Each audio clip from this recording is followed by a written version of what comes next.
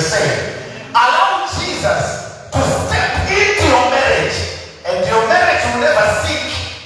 Allow Jesus to step into your business. Your business will not remain the same. Hallelujah. Jesus appeared to Peter. The Bible says, "Vakakumbira kuti Peter, ndokumbira kuti ubvise chikepe." Hallelujah. Amen.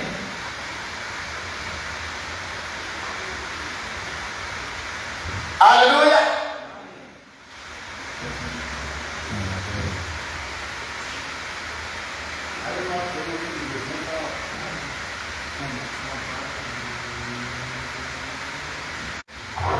Then he started to preach.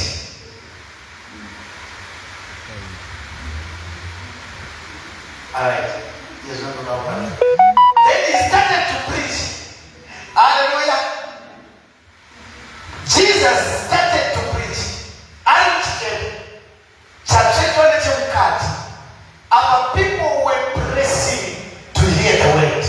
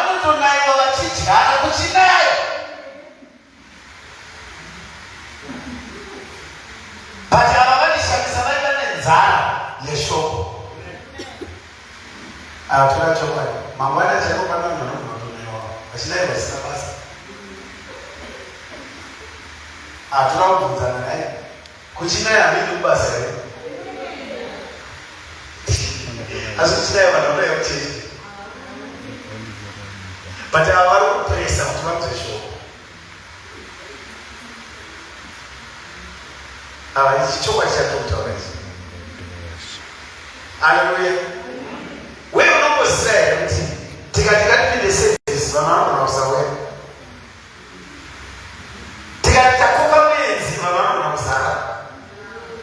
do you know what you are changing?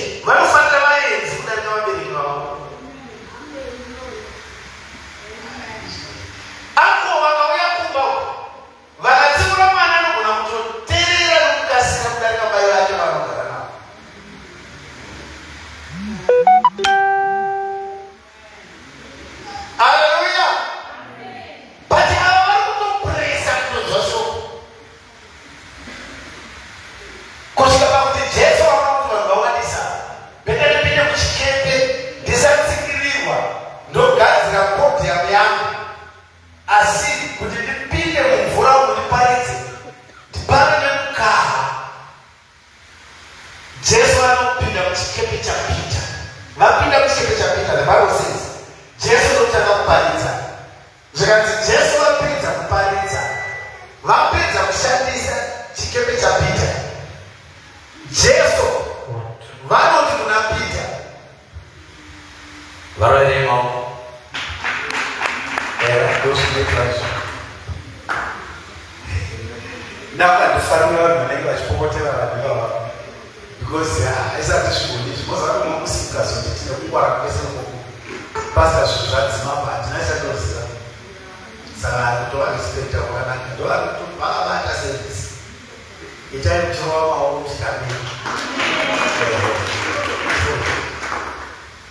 kana muchitogona vakomana tikati taure chekai zvimumanzi. Hallelujah. Listen.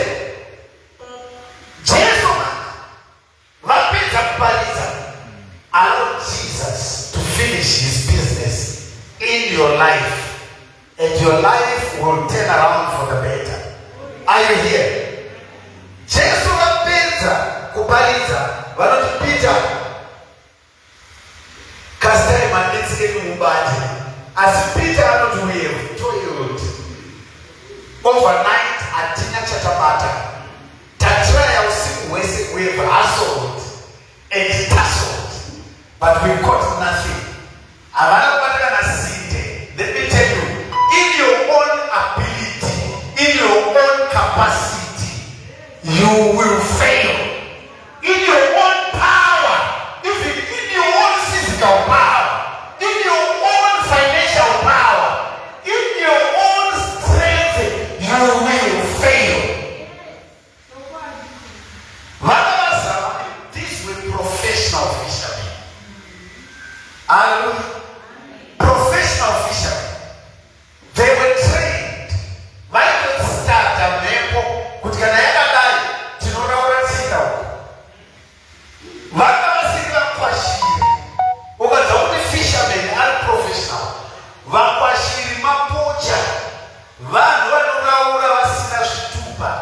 Bekuti vakabata chero hove doko vanoenda kundodya.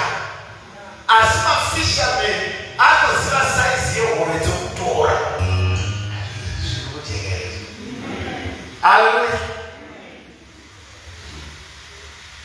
So our God trained, but they got nothing.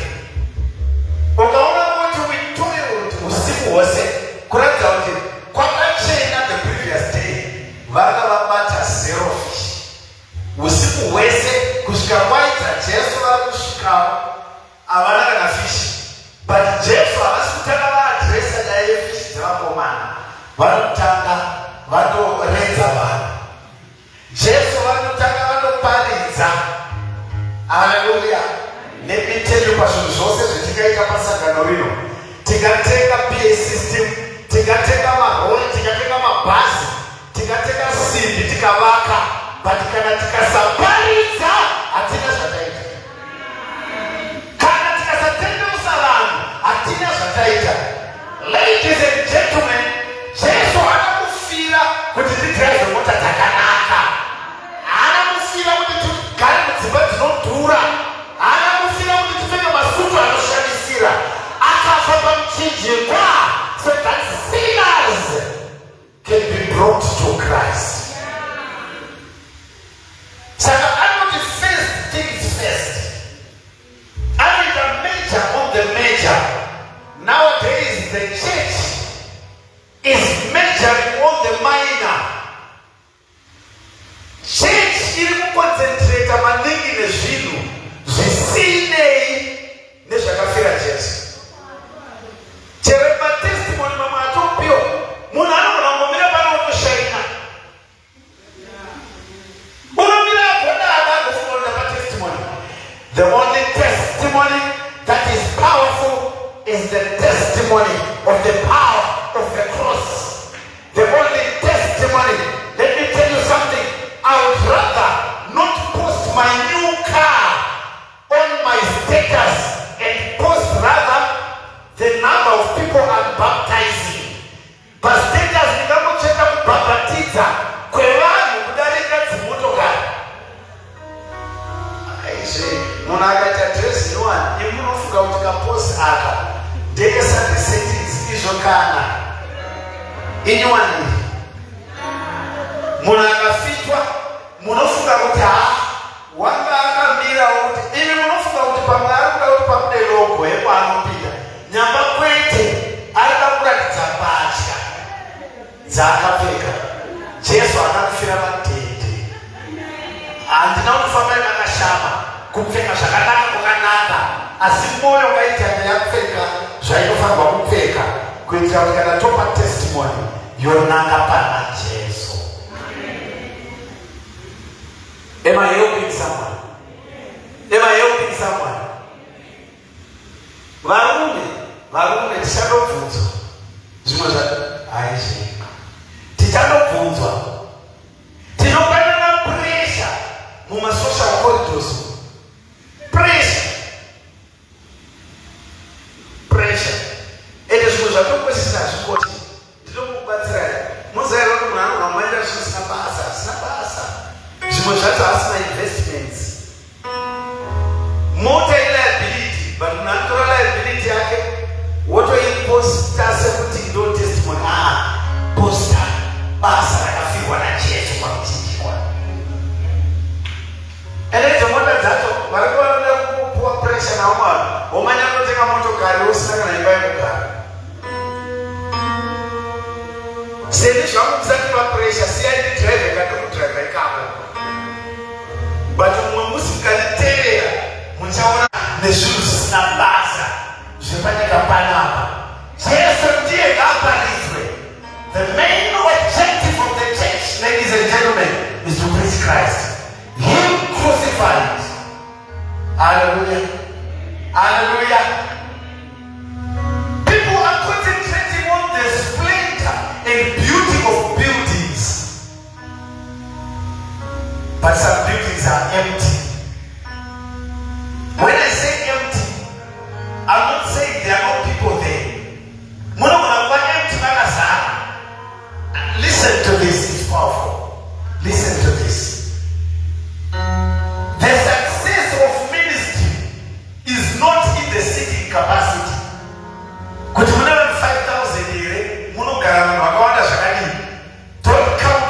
number of chairs. Don't count the number of bodies in the church.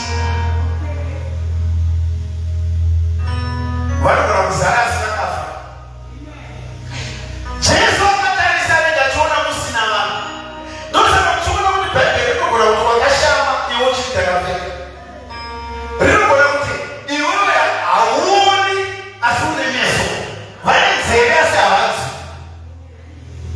Jesus. Hallelujah. There we value things of less importance. So Jesus akushika vanhu vatadza kubata hove hazinaipita bhekisikuita fishi kuti tinotanga akataredza vanhu tinotanga taudza vanhu kingdom. Indoda kutaura chokwadi handingwarire too much zvine chekuita nokudya pangu pasaka pangu ndinongwarira too much zvine chekuita nokutenderwa kwavanhu.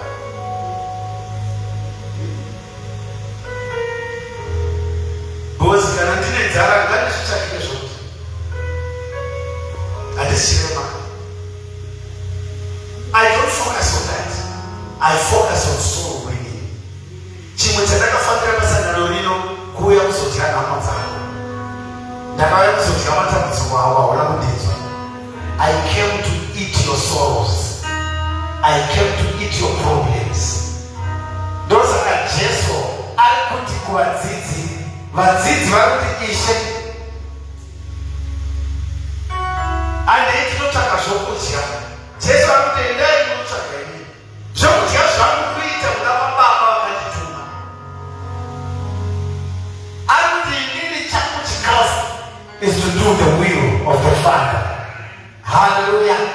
Saka Jesu apedza kuparidza anotipita chitora chikepe, pindai pakadzika. Apedza kuchibvisa chikepe pamhenderekedzo.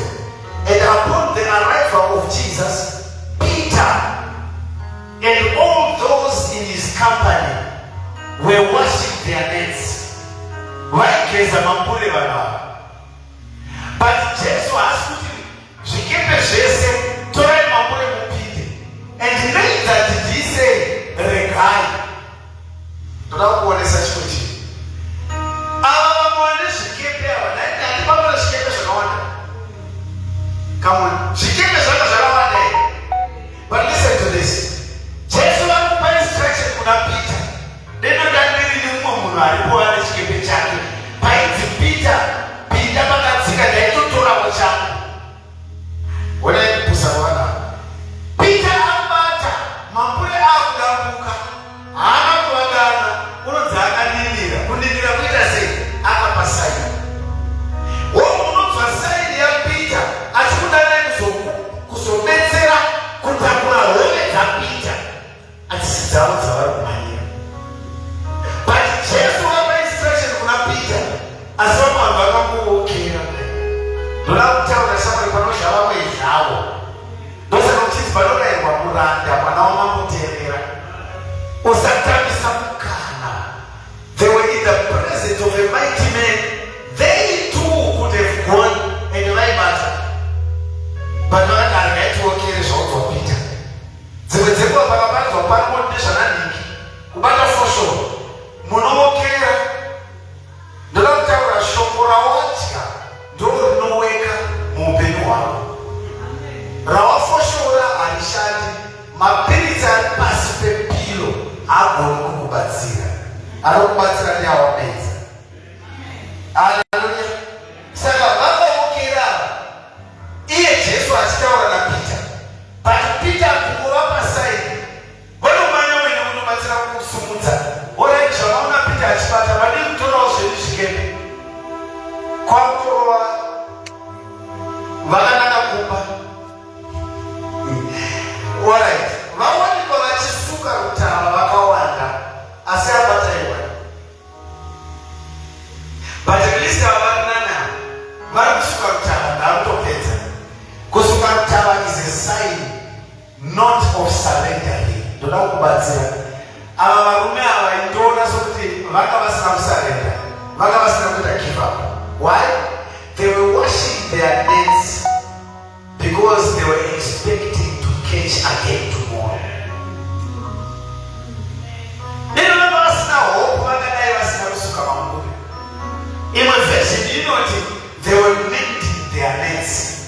kumenda kuratidza kuti tichada kubata futi. Vari kuziva kuti dirty nets cannot catch tomorrow. Tikasiya maneti edu aine nhope, aine dhaka, anobvaruka. Asi kana tikamasuka tikachengetedza pakanaka, we have hope for a catch tomorrow. Jesu akati faith yedu yetomorrow. Faith inoita bring into perspective those things that seem to be far. Faith inotsika yekuzuma zvinhu zvedu. Faith inozuma zviri kure kuti zviuye pedo. Saka Jesu anokuda kuti mune faith yekusunga mangure kuratidza kuti mangwana tichada kumashandisa. Ndakuda kuzumawo futi nyaya dzenyu chipinda yekubata. At the word of Jesus, Peter arikupinda vari kunobata dzakawanda. Let me tell you, at the instruction of Jesus, you are going to succeed. Your business is going to flourish. Chese chavabata chinobudirira. Business rese rawaita rinobudirira. Hallelujah. Ndobva vabata kusvika pakutosvedza vavo kuti uya kutibatsira kuno. Chenjera kuti uchaukira vamwe vachibata. Woita tsika yekudaidzwa kuti uya kutitakurira. Hallelujah. Hallelujah. First things first. I know you want your saloon to flourish, but first go and fish man. And now take one of the reds around. But I don't know about what to make down overnight. Where's what to make them? To know about the way churches. Monotama traditional gatherings and Musapeda Child. Musitata kana utaona churches. But no big about Musapo. Urura Musapo. No utaona tse. Munenda nyaete. Urokera basi kushika usina kupareza. Induno bidza service yepi. Mbasi mandani ndati paliza chika ko. I was preaching. Ndikati ngesi mara tinobati service yakuyenda. Pamukura undidaidza ndiri pano. Saka ndaunotaka wewe service kuwa. Andisi kuti inini kwa muno swera uko. Kwa muno kwafa, kwa muno sevenza uko. Muri kuuredza nevanhu. Takadaidzirwa kuti tidaidze vanhu. Everyone, my president, Vamadawa vakati, every saint, every believer is a minister. Paridzira vezera rako, paridzira vechurch yako, paridzira veoccupation yako, paridzira vemhuri yako, paridzira neighbor wako. As I am talking of neighbors, vangani panapa musasudza zvemaoko mozotinyembera vanhu. Vana ndinonofuka kuti neighbor akakutevera kuchechi iwewe.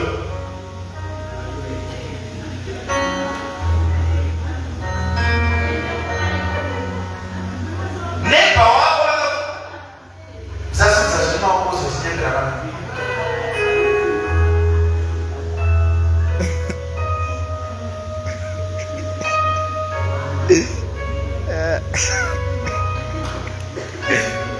Hallelujah. Zvikanzi, a righteous man, Proverbs chapter 24, verse 16. A righteous man falls down 7 times, but anomuka. It is the 8th time that makes the difference. The plus 1 time.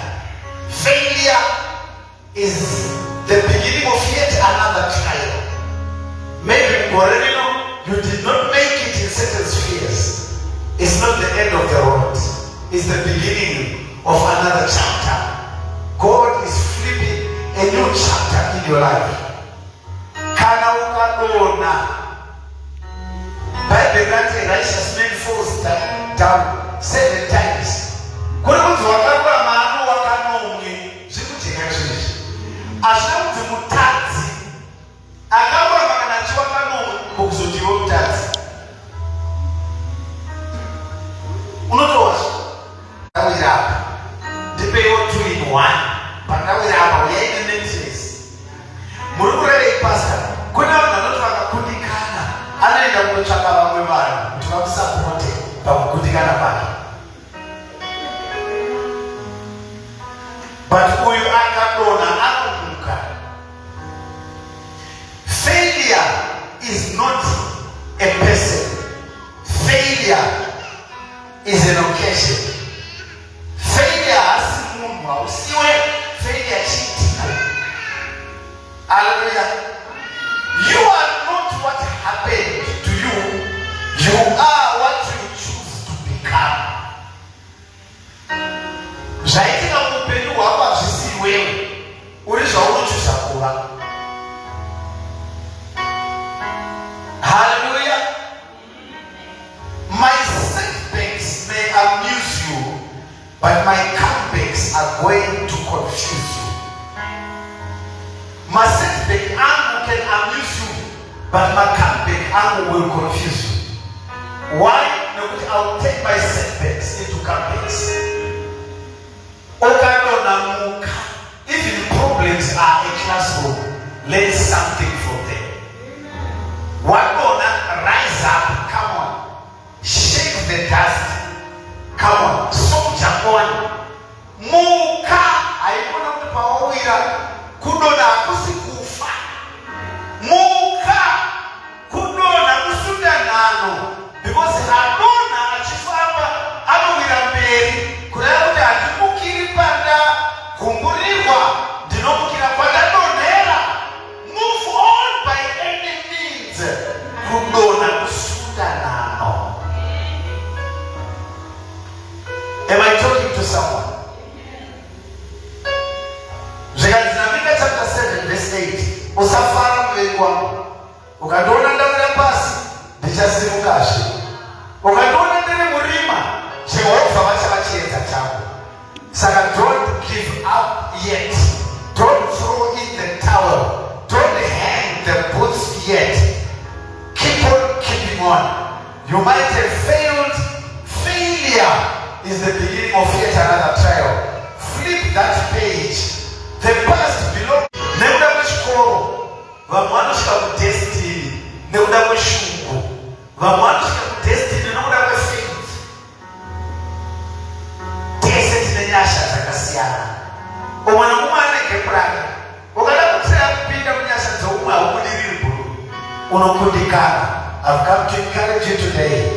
Don't give up. Don't give up. Wash your nets. Because God said it's not yet over until all the rounds are over. But there's suddenly one. But opportunity, one more round. I should lose all my one. What the I got one. No, I'm supposed to I got two. But I'm going up to 10. I got Zambera. And I was declared the winner by technical knockout. As in the operates, Arsenal, Marona squad. Marona squad. I'm going to put a Marona. No, this Kada, Vatu Marona, Vatu Chato. Arsenal, we team Yema Jaffa. Divana Malay, Marona squad. Arsenal, what are the people in the Mutawes? Murray Pastor, Ashrinda Rock, but for final Irikuya. Ashrinda Zakanga. Akuna team we know is for my points. My points are not to carry the team to the final. But it's not in the semi-final. Hallelujah. Trump Satan to be over pancakes. But one more round, one more chance is all I need. One more time is all I need. One more trial is all I need. Don't give up. Look at your neighbor. It's a neighbor. Don't give up. It's a neighbor.